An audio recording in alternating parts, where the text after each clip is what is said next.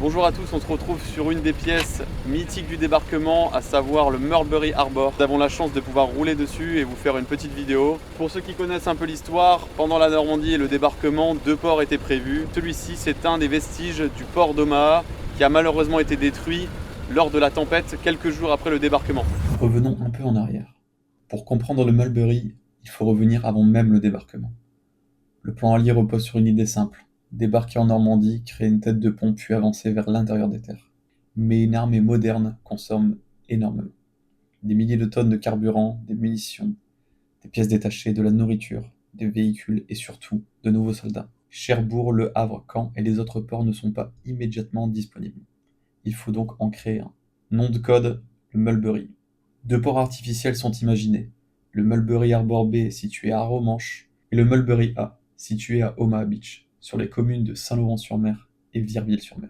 Il est mis en service autour du 9 au 16 juin. Malheureusement, il est mis hors de fonction après une tempête qui a frappé la côte normande entre le 19 et 22 juin 1944. Faisons un point rapide sur son fonctionnement.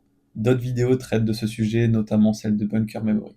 Les Mulberry sont composés de plusieurs pièces. Pour Omaha, le projet sera associé au système Gooseberry II, qui est constitué principalement de navires volontairement coulés. Ces navires forment une première ligne de protection contre la houle. Derrière eux se trouve le véritable Mulberry. Après les bombardeaux, viennent les caissons Phoenix. D'énormes caissons en béton armé, coulés et remplis d'eau sur place, qui deviennent alors une partie permanente de la digue. Mais protéger le port ne suffit pas. Il faut également pouvoir faire monter les véhicules, les marchandises, depuis la plage jusqu'au navire. C'est là qu'interviennent les whales. Ce sont des éléments de chaussée flottantes, qui sont articulés et reposent sur des flotteurs. Leur conception permet à la route de bouger avec la mer sans se désintégrer. Ils sont posés sur des caissons dits scarabées. Aujourd'hui, il reste très peu d'éléments visibles de ce projet titanesque. La grande majorité de ce qui reste est situé à Romanche, où nous pouvons voir des caissons scarabées, des caissons phénix, ainsi qu'une passerelle. Mais à Omaha, c'est différent. Plus rien n'est visible, il reste des passerelles qui ont été sauvées. Les passerelles d'Omaha font partie d'une association qui porte le même nom. Le but est de conserver et d'entretenir ces passerelles malgré le coût pharaonique que cela puisse avoir. Chaque année, pendant les festivités du débarquement, on peut avoir la chance d'effectuer un tour en Jeep moyennant 10 euros. Ou, si vous n'avez pas de Jeep, des membres de l'association disposant d'une Jeep vous permettent de vous balader sur ces passerelles mythiques. C'est l'occasion pour vous d'aider une association à entretenir un matériel qui n'existe plus et de vivre un moment unique sur les vestiges de la Seconde Guerre mondiale. On se retrouve avec Marie-Christine, la présidente de l'asso Les Passerelles d'Omaha et ses petits-enfants. Et aujourd'hui, elle va répondre à nos questions et nous informer un peu plus. L'association existe depuis 2004. L'année où ça a été remonté, on faisait 1,2 km en mer. Malheureusement, elles n'ont pas duré longtemps parce que le 19 juin, il y a eu une grosse tempête qui a tout démoli et tout. Ça a été démonté, ça a été entreposé à la DDE à Tours, près de Tours, en Indre-et-Loire, donc c'était pas la porte à côté.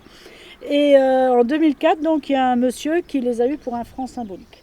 Il a commencé les travaux au mois de mars, il a fini en juin. Il y avait un panneau, c'est partie de la collection Brizard, c'est ça? Voilà, c'est ça. Donc ces enfants tiennent le musée Bien là-haut. sûr, coucou Fabien. Nous, tous les ans, on essaie de peindre, voilà.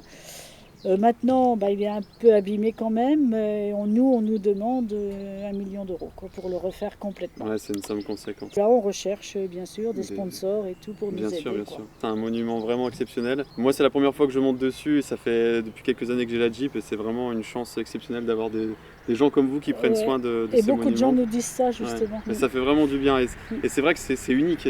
C'est unique. Il y en a pas d'autres. Il n'y en a pas d'autres. Les seuls qu'on peut voir sur l'exposition, ils sont vraiment délabrés. Donc, exactement, puis vous allez trouver une passerelle par-ci par-là. Nous, on a la chance ici, c'est d'en avoir 5 bout à bout. Ça a été un travail titanesque, un gros mécano, c'est ce qu'on s'est dit quand on l'a remonté. Depuis, on essaie de conserver l'association et tout.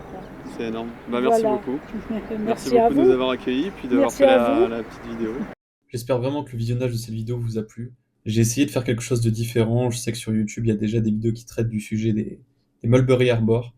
C'est un sujet qui me passionne vraiment et c'était l'occasion pour moi de vous faire une vidéo là-dessus, vu que j'ai eu la chance de pouvoir rouler dessus avec la Jeep.